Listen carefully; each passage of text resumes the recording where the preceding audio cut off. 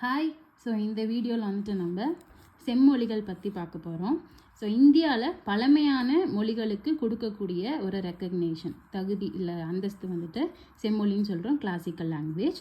So முதல்ல 2004 தமிழ் மொழிக்கு வந்துட்டு செம்மொழி அந்தஸ்து கொடுக்கப்பட்டது. அடுத்து சமஸ்கிருதத்துக்கு 2005, தெலுங்கு மொழிக்கு பார்த்திங்கன்னா 2008, அதே ஆண்டு கன்னடம் வந்துட்டு கொடுத்துருக்காங்க.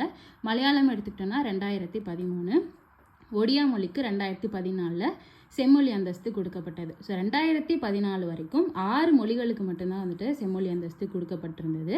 ஸோ இப்போது 2024 5 மொழிக்கு பார்த்திங்கன்னா இந்த செம்மொழி அந்தஸ்து கொடுக்கப்பட்டது.